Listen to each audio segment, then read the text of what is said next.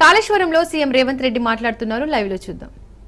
పెట్టుబడులను స్వదేశీ విదేశీ పెట్టుబడులను ఆకర్షించడం ద్వారా ప్రైవేటు రంగంలో కూడా 1,00,000 ఉద్యోగాలు 15-16 నెలల్లో మన రాష్ట్ర ప్రభుత్వం కల్పించింది అని అంటే అందులో శ్రీధర్ బాబు గారి పాత్రను ఎవరు మరవలేనిది.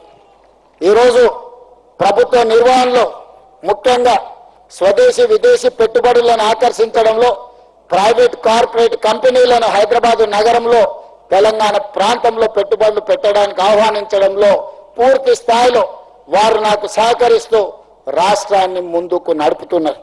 అందుకే మంతని నియోజకవర్గ కాంగ్రెస్ పార్టీ నాయకులకు నా విజ్ఞప్తి ఒక్కటే, వారు రోజులో 18 గంటలు పనిచేస్తే 12 గంటలు మీ మధ్యలోనే ఉంటున్నాడు, 6 గంటలే రాష్ట్రానికి ఇస్తున్నాడు. కాబట్టి ఇప్పటి నుంచి 6 గంటలు మీరు తీసుకొని వారి సమయాన్ని 12 గంటలు రాష్ట్రానికి ఇచ్చేటట్ల వారిని పూర్తి స్థాయిలోకి వచ్చే స్వేచ్ఛగా పనిచేసే విధంగా మీరు వారికి చెప్పాలి. రాత్రి 11 అయినా వారి సెక్రటేరియట్ లో మంతన్ నియోజకవర్గం వాళ్ళనే కలుస్తూ ఉంటాడు. వారికి కొంత స్వేచ్ఛ ఇవ్వండి.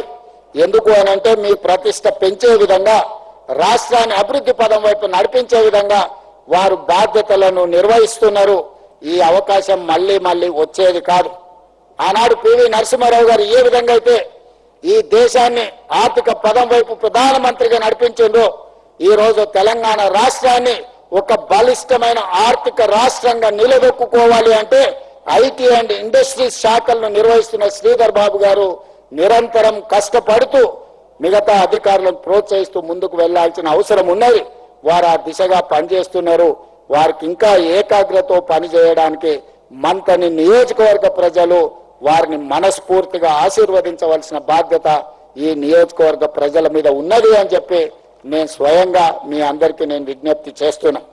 అదేవిధంగా ఈ ప్రాంత అభివృద్ధి గురించి వారు అడిగినారు, ఒక మాస్టర్ ప్లాన్ చేయాలి. ఈ ప్రాంతాన్ని అభివృద్ధి, ఈ పర్యాటక క్షేత్రం, ఇక్కడ ఉన్న దేవాలయం, కాళేశ్వరం దేవాలయానికి ఒక గొప్ప చరిత్ర ఉన్నది, అభివృద్ధి చేయడానికి 100 కోట్లు కావాలి అని. వారికి నిజంగా అడిగేది కూడా రానట్టుంది. 100 కాదు, ఈ ప్రాంతాన్ని అద్భుతంగా అభివృద్ధి చేయడానికి, ఒక పర్యాటక క్షేత్రంగా మార్చడానికి రాబోయే గోదావరి పుష్కరాలు అంటే కాళేశ్వరంలోనే మంతని శాసనసభ నియోజకవర్గంలో ఈ ప్రాంతానికి దేశం నలుమూలల నుంచి భక్తులు వచ్చే విధంగా 100 కాదు, అవసరమైతే 200 కోట్ల రూపాయలైన కేటాయించి ఒక గొప్ప పర్యాటక క్షేత్రంగా భవిష్యత్తులో పెట్టుబడులు పెట్టడానికి అవసరమైన ప్రణాళికలు సిద్ధం చేయడానికి మా రాష్ట్ర ప్రభుత్వం సిద్ధంగా ఉంది. ఎందుకంటే రాష్ట్ర అభివృద్ధిలో నిరంతరం శ్రమిస్తున్న శ్రీధర్ బాబు గారి నియోజకవర్గానికి అదనంగా నిధులు ఇవ్వడం నా బాధ్యతగా నేను భావిస్తున్నా. అదేవిధంగా గోదావరి పుష్కరాలు నిర్వహించేటప్పుడు కొడంగల్లో నేను నిర్వహించాలన్నా నిర్వహించలేను. ఎందుకంటే గోదావరి జలాలు అక్కడికి రావట్లేదు, గోదావరి నది ఆ ప్రాంతంలో ప్రవహించడం లేదు. ఈ ప్రాంతానికి ప్రకృతి ఆశీర్వాదం గోదావరి నది. మరి గోదావరి నది ప్రాంతంలో ప్రవహిస్తున్నప్పుడు ఈ ప్రాంతాన్ని ఒక గోదావరి పుష్కరాలు అద్భుతంగా నిర్వహించాలి అని అంటే ఇక్కడికి వచ్చే భక్తులకు అన్ని రకాలుగా వసతులు ఏర్పాటు చేయవలసిన బాధ్యత రాష్ట్ర ప్రభుత్వంగా మా మీద ఉన్నది. మా అధికారిని శ్రీమతి శైలజ రామయ్య గారికి, మా సోదరి మణి కొండా సురేఖ గారికి నేను ఈ వేదిక మీద నుంచే సూచనలు ఇస్తున్నా. రాబోయే గోదావరి పుష్కరాలతో పాటు కాళేశ్వరం మందిరానికి అవసరమైన మాస్టర్ ప్లాన్ అద్భుతంగా తీర్చిదిద్దండి. 100 కాదు 200 కోట్ల రూపాయలైన రాష్ట్ర ప్రభుత్వం తరఫున గ్రీన్ ఛానల్లో నిధులు ఇవ్వడానికి ప్రభుత్వం సిద్ధంగా ఉన్నది. ఆ బాధ్యత నేను తీసుకుంటానని చెప్పి భక్తులందరికీ నేను విజ్ఞప్తి చేస్తున్నా. మంతని నియోజకవర్గ ప్రజలకు మీరు అదృష్టవంతులు. శ్రీధర్ బాబు గారు లాంటి నాయకుడు మీ ప్రాంతానికి ప్రాతినిధ్యం వహిస్తున్నాడు. మీరు ఎక్కడికి వెళ్ళినా, ఈ రాష్ట్రమే కాదు పక్క రాష్ట్రం, ఇతర రాష్ట్రాలకు ఎక్కినప్పుడు ఆ పక్కన కనిపిస్తున్న మహారాష్ట్రకి వెళ్ళినా ఎవరయ్యా మీ ఎమ్మెల్యే, మీ మంత్రి అంటే మీరు గర్వంగా చెప్పుకోవచ్చు మా నాయకుడు శ్రీధర్ బాబు గారు అని. మీ గౌరవం పెంచే విధంగా వ్యక్తులకు కొంతమందికి ఎంత చేసినా కొంతమంది చేయలేకపోవచ్చు, కానీ మన నాయకుడు పేరు చెప్పుకున్నప్పుడు మనం కొంచెం గర్వంగా మనము ఫీల్ అవ్వాలి. అట్లాంటి మీరు గర్వంగా ఫీల్ అయ్యే నాయకుడు మంతనికి ఈ రోజు శాసనసభ్యులుగా గెలిచినా ఓడినా మీ మధ్యలోనే ఉండి మీ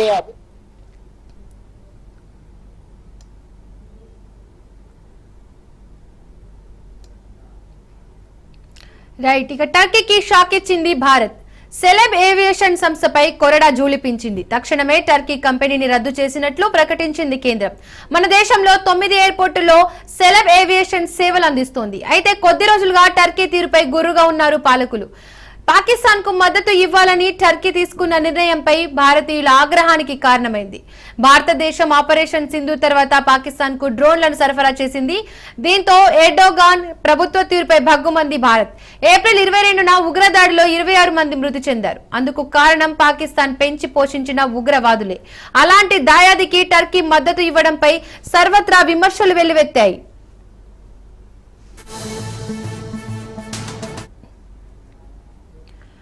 తాజాగా టర్కీ కంపెనీలపై నిఘా పెట్టింది కేంద్రం. దేశంలోని అనేక ప్రధాన భారతీయ విమానాశ్రయాలలో కీలక కార్యకలాపాల బాధ్యత వహించే టర్కిష్ సంస్థ సెలెబ్ ఏవియేషన్ పై వేటు వేసింది. సెలెబ్ ఏవియేషన్ హోల్డింగ్ అనేది ఇంటిగ్రేటెడ్ గ్రౌండ్ హ్యాండ్లింగ్ సేవలలో ప్రత్యేకత కలిగిన టర్కీ సంస్థ. 1958లో టర్కీ మొట్టమొదటి ప్రైవేట్ యాజమాన్యంలోని గ్రౌండ్ హ్యాండ్లింగ్ సంస్థగా సెలెబ్ ని స్థాపించారు. ర్యాంప్ హ్యాండ్లింగ్, ప్యాసింజర్ కార్గో ఆపరేషన్లు, వేర్ హౌస్ నిర్వహణ, బ్రిడ్జ్ ఆపరేషన్లు, general aviation, premium airport launch సేవలను అందించే ప్రపంచ విమానయాన సేవల ప్రదాతగా ఎదిగింది. 15,000 మందికి పైగా ఉద్యోగులతో సెలెబ్ 3 ఖండాలతో 6 దేశాలలో ప్రపంచవ్యాప్తంగా 70 స్టేషన్లలో పనిచేస్తుంది.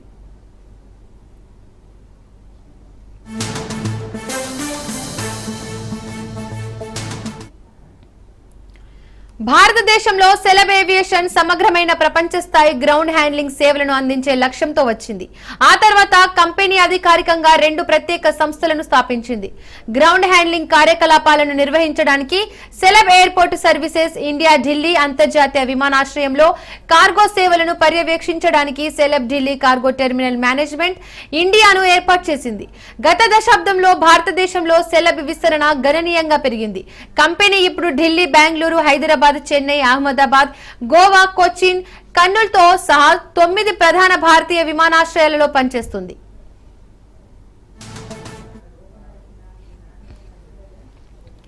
సెలెబ్ ఏటా 58,000 విమానాలను 5,40,000 టన్నుల కార్గోను నిర్వహిస్తోంది. వీటికి దాదాపు 7,800 మంది ఉద్యోగుల బృందం మద్దతిస్తుంది. సెలెబ్ ఏవియేషన్ ఏమి చేస్తున్నదో దానిపై జనంలో క్లారిటీ మిస్ అవుతోంది. విమానాశ్రయ కార్యకలాపాల సురక్షితమైన, సమర్థవంతమైన పనితీరుకు కీలకమైన అనేక హై సెక్యూరిటీ పనులను సెలెబ్ ఏవియేషన్ నిర్వహిస్తోంది. వీటిలో ర్యాంప్ సేవలు ఉన్నాయి. వీటిలో విమానాలను నేలపైకి నడిపించడం, సరైన విమాన సమతుల్యతను నిర్ధారించడానికి లోడ్ నియంత్రణ, వంతెన కార్యకలాపాలు, ప్రయాణికుల బోర్డింగ్ వంతెనలను నిర్వహిస్తాయి. కంపెనీ గిడ్డంగి నిర్వహణతో పాటు కార్గో, పోస్టల్ సేవలను కూడా నిర్వహిస్తోంది. ఈ రెండింటికి సున్నితమైన వస్తువుల కదలిక, నిల్వ కారణంగా కఠినమైన భద్రతా ప్రోటోకాల్లు ఉంటుంది. సెలెబ్ సాధారణ విమానయాన సేవలను కూడా పర్యవేక్షిస్తుంది. తరచుగా ప్రైవేట్ లేదా విఐపి విమానాల నిర్వహణ బాధ్యతలను చూసుకుంటుంది.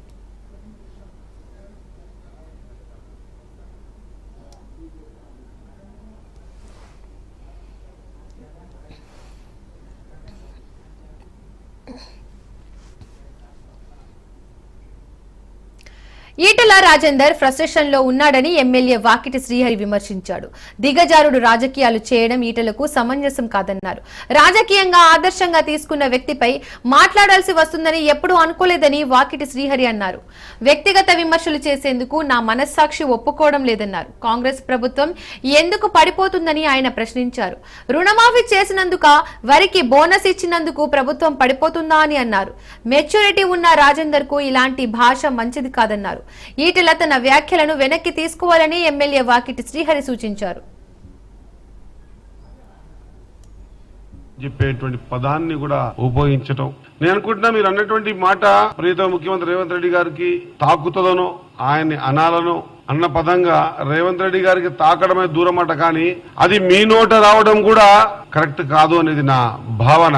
కాబట్టి నేను మల్కాజ్గిరి పార్లమెంట్ సభ్యులు ఈటెల రాజేందర్ గారిని కోరుతా ఉన్నా, దయచేసి రాజకీయ విమర్శ ఏ విధంగా ఉండాలి, లేదా రాజకీయ ప్రభుత్వం మీద మాట్లాడుతున్నప్పుడు మనం మాట్లాడే విధానం ఆలోచింపజేయాలి.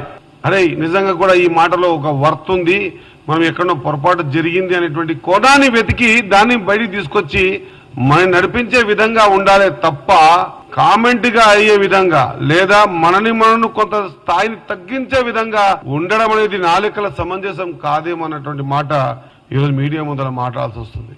ఒక పార్లమెంట్ లాంగ్వేజ్ ని ప్రధాని మోడీపై సిపిఐ జాతీయ ప్రధాన కార్యదర్శి డి రాజా ఫైర్ అయ్యారు. మోడీ నేతృత్వంలో దేశం సురక్షితంగా లేదన్నారు. ఉగ్రదాడి నేపథ్యంలో నిర్వహించిన అఖిలపక్ష సమావేశానికి మోడీ ఎందుకు రావడం లేదని ప్రశ్నించారు. పర్యాటకుల మృతిపై ఎందుకు మాట్లాడడం లేదని అడిగారు. పెహల్గాం ఘటనపై ప్రత్యేక పార్లమెంటు సెషన్ నిర్వహించి సుదీర్ఘంగా చర్చించాలని డిమాండ్ చేశారు. చర్చ జరిగితే సభా వేదికగా మోడీని నిలదీస్తామని అన్నారు. భారత్ కు అమెరికా అధ్యక్షుడు ట్రంప్ సలహాలు అవసరం లేదని తెలిపారు. అసలు ఇండియా మీద ట్రంప్ పెత్తనం ఏంటని సీరియస్ అయ్యారు.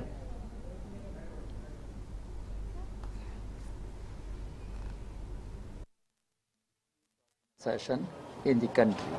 It has been fighting for the rights, interests of our young people across the country.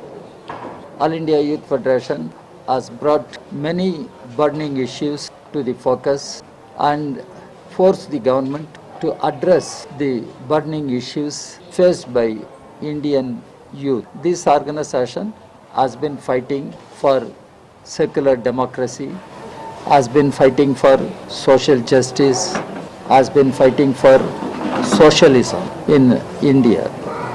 So I have come here to greet them, to wish them all success for their conference and all success for their future activities. But now I would like to address a few issues country is facing. Siddipet జిల్లా నందారంలో నిర్వహించిన Bhubharati revenue సదస్సు గందరగోళంగా మారింది. Bhubharati ROR చట్టం అమలులో భాగంగా అక్కన్నపేట మండలం pilot ప్రాజెక్టుగా ఎంపికైంది. గ్రామ పరిధిలోని మొత్తం భూమి విస్తారం 1456 ఎకరాలు. అందులో 932 ఎకరాలు సీలింగ్ లో ఉందని, ఈ సీలింగ్ సమస్యతో నందారం కపూర్ నాయక్ తండా ప్రజలంతా తాత ముత్తాతల కాలం నుండి సాగు చేసుకుంటూ జీవనం కొనసాగిస్తున్నారని గ్రామస్తుల అధికారులు దృష్టికి తీసుకెళ్లారు. సీలింగ్ సమస్య ఉండడం వల్ల బ్యాంకుల్లో రుణాలు, అమ్మకం, కొనుగోలు విషయాల్లో చాలా ఇబ్బందులు ఎదుర్కొంటున్నట్లు వాపోయారు. సీలింగ్ ను ఎత్తివేయాలంటూ గ్రామస్తులందరూ నిరసన తెలిపారు. భూభారతి టీం కోహెడ తహసీల్దార్ సురేఖకు వినతి పత్రం అందజేశారు. అనంతరం మంత్రి పొన్నం ప్రభాకర్ పిఏ ఓఎస్డి శ్రీనివాసరెడ్డితో ఫోన్లో మాట్లాడడంతో సమ్మె విరమించుకున్నారు. నందారం భూములను రిజిస్ట్రేషన్ వెంటనే నందారం భూములను రిజిస్ట్రేషన్ వెంటనే ప్రభుత్వ నిర్లక్ష్య వైఖరి రంగారెడ్డి జిల్లా కోహెడలోని సర్వే నంబర్ 951 లేఅవుట్ లో భూమి పంచాయతీ ముదురుతోంది. హైడ్రా కమిషనర్ రంగనాథ్ తనపై కక్ష సాధింపు చర్యలు తీసుకుంటున్నారని సంరెడ్డి బాలరెడ్డి బోరున విలిపించారు. కోర్టు నాట్ ఇంటర్ఫియర్ అని ఆర్డర్ ఉన్నప్పటికీ Hydraa commissioner Ranganath flat holders ను ఉసిగొల్పారు. పోలీసులు తనకు సహకరిస్తున్నారని రంగనాథ్ అనడం విడ్డూరంగా ఉందన్నారు. పోలీసులు సహకరిస్తే ఫ్లాట్ హోల్డర్స్ ఈ విధంగా ఇబ్బంది పెట్టేవారని బాలరెడ్డి అన్నారు. తన భూమి కోసం న్యాయం పోరాటం చేస్తున్నానని అన్నారు. న్యాయస్థానం ఏ తీర్పు ఇచ్చినా కట్టుబడి ఉంటానని బాలరెడ్డి అన్నారు. మొత్తం వెళ్ళిపోయేవాళ్ళం యాక్చువల్గా అందులో ప్లేస్ లేకపోవడం వల్ల ఏమైంది, సార్ పిలిచింది వెంకటేష్ సార్ జల్దీ రాంటి మీద మేము అందరం కారెక్కి వెళ్ళిపోయి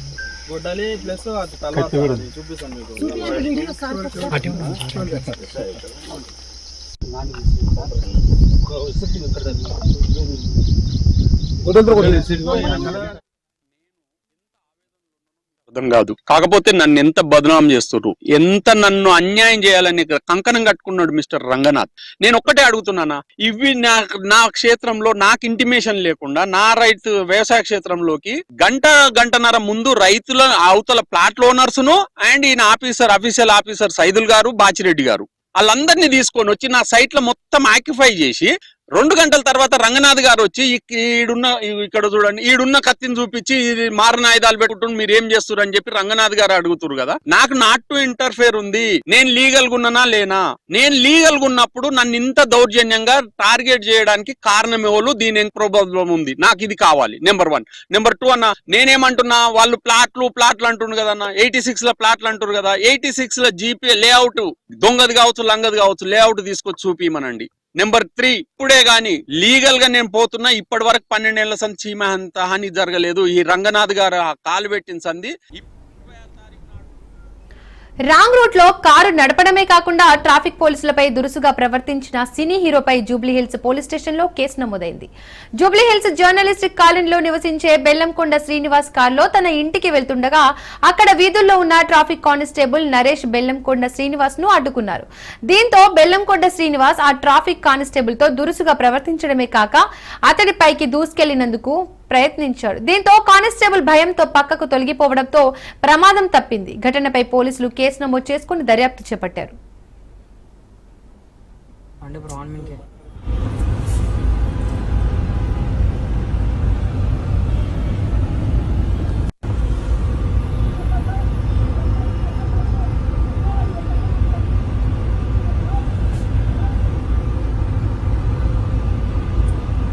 హైలైట్ కొట్టినాడు బండి బ్రౌన్ మీన్కే.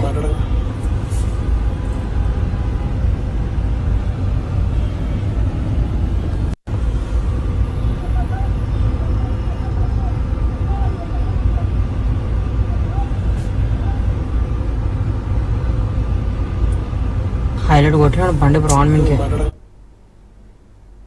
విశాఖ ఎక్స్ప్రెస్ లో భారీ అగ్ని ప్రమాదం తప్పింది. గురుదేవ్ ఎక్స్ప్రెస్ లో అగ్ని ప్రమాదం సంభవించింది. షార్ట్ సర్క్యూట్ కారణంగా ఎస్రీ బోగిలో మంటలు చెలరేగాయి. అగ్నిమాపక సిబ్బంది మంటలను అదుపు చేశారు. ప్రమాదానికి గురైన బోగిని తొలగించి అధికారులు ట్రైన్ ను షాలిమార్కు పంపించారు. పొగతో నిండిన బోగిని అధికారులు తొలగించారు.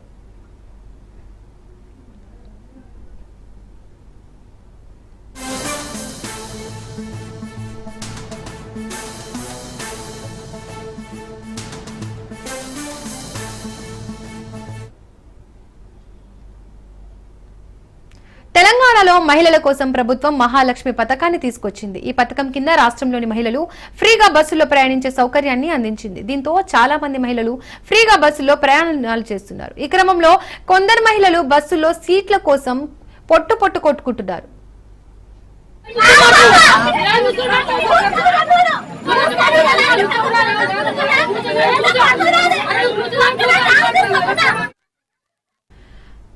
తాజాగా మణుగురు నుండి భద్రాచలం వెళ్తున్న ఆర్టీసీ బస్సులో సీటు కోసం ఇద్దరు మహిళల మధ్య వాగ్వాదం చోటు చేసుకుంది.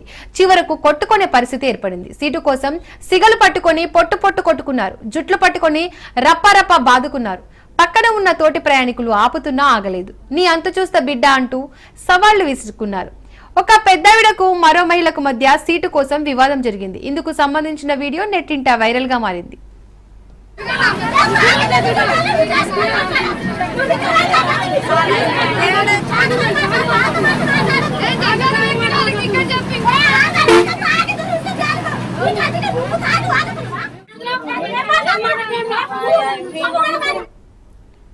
ఇందుకు సంబంధించిన వీడియో నెట్టింట చక్కర్లు కొడుతోంది. మహిళలకు ఉచిత బస్సు ప్రయాణం కల్పించడం వల్లనే ఈ గొడవలకు కారణమని నెటిజన్లు ప్రభుత్వంపై విమర్శలు గుప్పిస్తున్నారు. ఈ గొడవను ఆర్టీసీ ఎండీ వీసీ సజ్జనార్ కు ఎక్స్ వేదికగా ట్యాగ్ చేస్తున్నారు.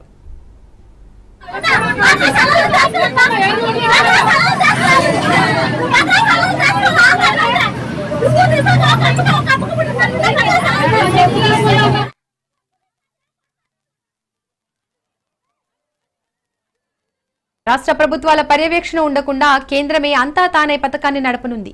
ఉపాధి హామీ పథకానికి ఏటా కేంద్రం బడ్జెట్లో నిధులను కేటాయిస్తుంది. నిధుల ఖర్చు, పనుల గుర్తింపు వంటి వాటిని అమలు చేసే బాధ్యతను ఇప్పటి వరకు రాష్ట్ర ప్రభుత్వం తీసుకునేది. అయితే ఉపాధి హామీలో పెద్ద ఎత్తున అవకతవకలు చోటు చేసుకుంటున్నాయనే విమర్శలున్నాయి. ఈ క్రమంలోనే అక్రమాలు అరికట్టేందుకు కేంద్రం ఈ నిర్ణయం తీసుకుందని తెలుస్తోంది. ఉపాధి హామీ పథకాన్ని అమలు చేయాలనే ఉద్దేశంతోనే కేంద్ర ప్రభుత్వం ప్రత్యేకంగా యుక్తదార్ పేరుతో యాప్ తీసుకొచ్చింది. ఇప్పటికే పైలట్ ప్రాజెక్టు కింద జిల్లాలోని 31 మండలాల్లో మండలానికి ఒక పంచాయతీ చొప్పున 31 చోట్ల యుక్తదార్ పోర్టల్ ద్వారా ఉపాధి హామీ పనులు చేపడుతున్నారు. యాప్పై అవగాహన కల్పించేందుకు ఉపాధి హామీ సిబ్బందికి జిల్లా వ్యాప్తంగా ప్రత్యేక సదస్సులను నిర్వహిస్తున్నారు.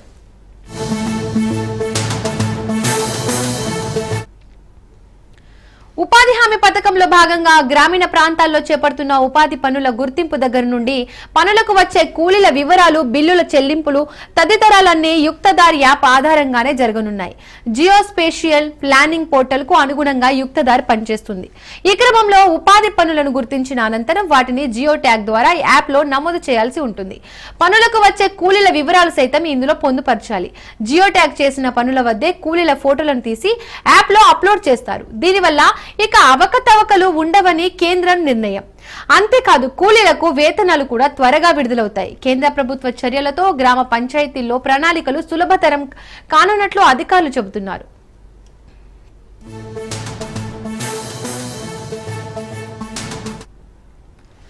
పైలట్ ప్రాజెక్టు కింద జిల్లా వ్యాప్తంగా ఉన్న 31 మండలాల్లో మండలానికి ఒక పంచాయతీ చొప్పున 31 గ్రామ పంచాయతీల్లో యుక్తదార్ పోర్టల్ ద్వారా ఉపాధి హామీ పనులను చేపడుతున్నారు.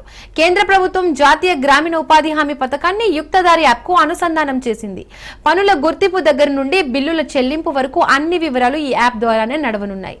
వచ్చే నెల నుండి పూర్తి స్థాయిలో అన్ని పంచాయతీలు ఈ యాప్ అమలు చేయనున్నారు.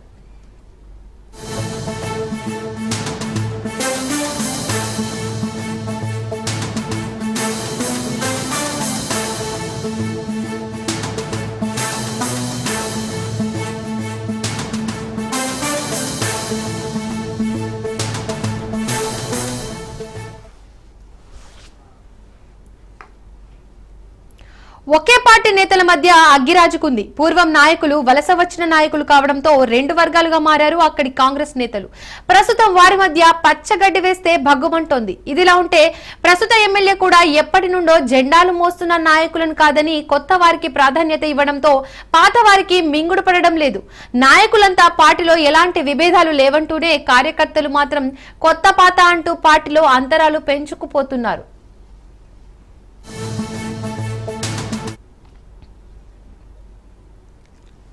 భద్రాచలం నియోజకవర్గంలోని చర్ల కాంగ్రెస్ లో అసంతృప్తి జ్వాలలు తారస్థాయికి చేరుకున్నాయి.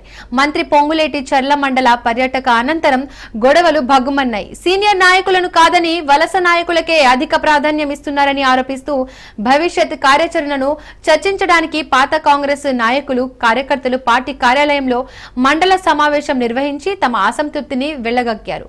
ఎన్నికల సమయంలో ఇతర పార్టీల నుండి వలస వచ్చి కాంగ్రెస్ తీర్థం పుచ్చుకున్న వారికే ప్రాధాన్యత ఇవ్వడం పట్ల ఎప్పటి నుండే కాంగ్రెస్ ను నమ్ముకున్న నాయకులు మండిపడ్డారు.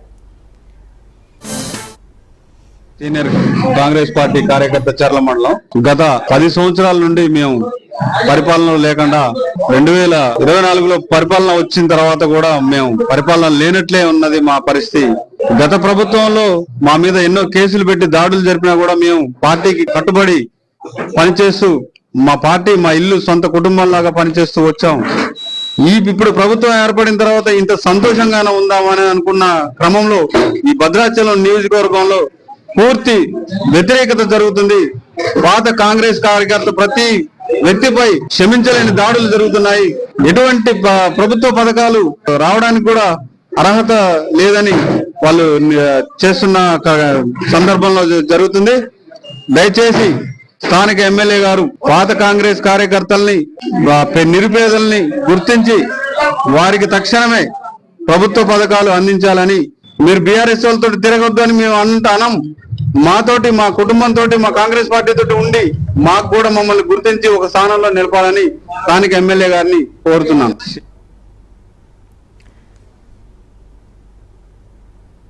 ఇవి bulletin updates. Keep watching Raj news.